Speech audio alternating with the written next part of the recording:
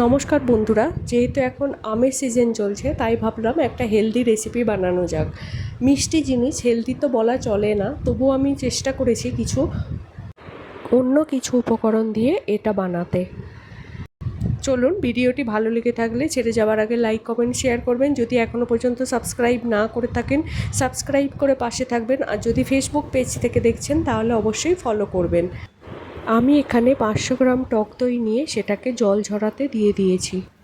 যে কোনো সুতির কাপড় কিংবা সুতির কাপড়টি না থেকে থাকে তাহলে এইভাবে ছাঁকনির মধ্যে দিয়েও জলটা ঝরিয়ে নিতে পারেন। আপনারা এর উপরে কিছু ভারী জিনিস চাপিয়েও জল ঝরাতে দিতে পারেন। আমার যেহেতু সামনে কিছু ছিল না তার জন্য আমি হাত দিয়ে শেষের দিকটা একটু চেপে চেপে নিয়েছিলাম। পুরোটা জল বেরিয়ে যাওয়ার পর এটা প্রায় সময় লেগেছিল 2 ঘন্টা মতন। এরপর আমি বেশ কিছুটা পরিমাণ তাল মিছরি নিয়েছি আর দিয়েছি কয়েকটা এলাচ। সেটাকে ভালো করে গুঁড়িয়ে নেওয়ার পর আমি এখানে আম নিয়েছি পরিমাণ মতো। আপনারা আমটা যেরকম মিষ্টি হবে সেই তুলনায় যে মিষ্টিটা ব্যবহার করবেন মিছরিটা সেই পরিমাণে দেবেন। এরপর আমি এখানে কিছুটা পরিমাণ গুঁড়ো দুধও নিয়েছিলাম, দিয়ে ভালো করে ব্লেন্ড করে একটা পেস্ট বানিয়ে নিয়েছি। এরপর যে দইটা জল ঝরিয়ে রেখেছিলাম সেইটা আর যে আমের মিশ্রণটা এটাকে আমি ভালো করে মিশিয়ে নেব। এই ক্ষেত্রে আপনারা অবশ্যই মিক্সার গ্রাইন্ডার ইউজ করবেন না, সেই ক্ষেত্রে অনেকটা জল বেরিয়ে যায়। আপনারা এটা একটা কাঁটা চামচের সাহায্যে হাত দিয়েই এইভাবে ঘুরিয়ে ঘুরিয়ে ভালো করে মিশিয়ে নেবেন। যেহেতু এটা অনেকটা পরিমাণ আছে তাই জন্য আমার একটু বেশিক্ষণ সময় লাগছে। এর মধ্যে যদি একটু একটু আমের টুকরো চলে আসে তাতে ভাবনা চিন্তার কিছু নেই, এটা টেস্টিই লাগে।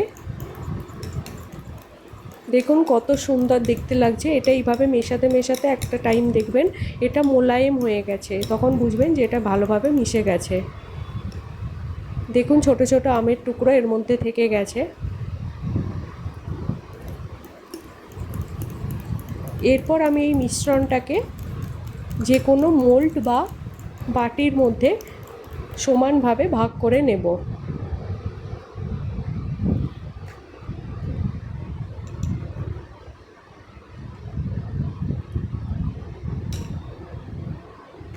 মোল্ডের মধ্যে ভালোভাবে মিশ্রণটা ঢালা হয়ে যাওয়ার পর আমরা যখন এটা স্টিম করতে বসাবো তখন এইটা মুখটা ভালোভাবে অ্যালুমিনিয়াম ফয়েল দিয়ে বন্ধও করে দেওয়া যায়, আবার আপনারা খুলেও এটাকে স্টিম করতে পারেন, তাতে কোনো অসুবিধা হয় না।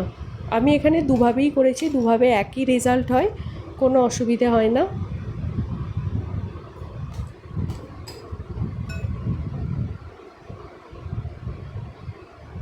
স্টিমের জন্য আমি যে স্টিমারটা ব্যবহার করেছি, আমি প্রথমে জলটা ভালো করে বয়েল করে নিয়েছি, তারপর এই বাটিগুলোকে ওর মধ্যে দিয়ে 20 মিনিট স্টিম করে নিলেই এটা রেডি হয়ে যায়।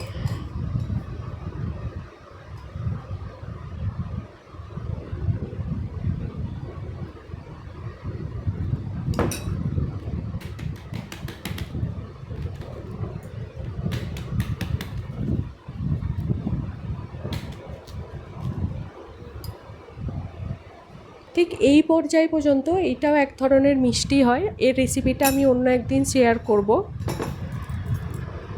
এরপর দেখুন অ্যালুমিনিয়াম ফয়েল দিয়ে আমি প্রত্যেকটার মুখ বন্ধ করে দিয়েছি।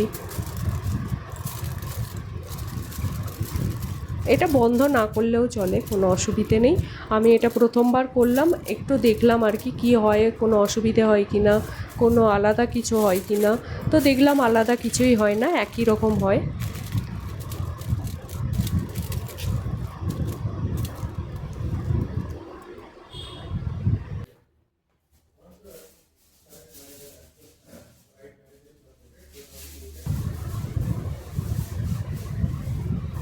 ব্যাস, প্রত্যেকটা বাটির মুখ আমি সিল করে দিলাম। এটা আমার স্টিমের জন্য রেডি হয়ে গেল। এবার দেখুন এইভাবে আমি একটি খড়ার মধ্যে জল নিয়েছি, যেহেতু আমার স্টিমারটা তখন হাতের কাছে ছিল না তার জন্য আমি একটি প্লেট রেখে তার মধ্যে বাটিগুলোকে রেখে ঢাকনা বন্ধ করে 20 মিনিট হাই ফ্লেমে এটা আমি স্টিম করে নিয়েছি। এই মিষ্টিটাকে ডিমোল্ড করার সময় দেখবেন তার মধ্যে কিছুটা জল থাকে, সেই ক্ষেত্রে আপনারা ঘাবড়ে যাবেন না, জলটাকে ফেলে দিয়ে মিষ্টিটা সার্ভ করবেন। এটা যখন রুম টেম্পারেচার হয়ে আসবে তখন আপনারা এটাকে কিছুক্ষণ ফ্রিজে রেখে ঠান্ডা ঠান্ডা সার্ভ করতে পারেন আমের কুচি চেরি দিয়ে। ধন্যবাদ।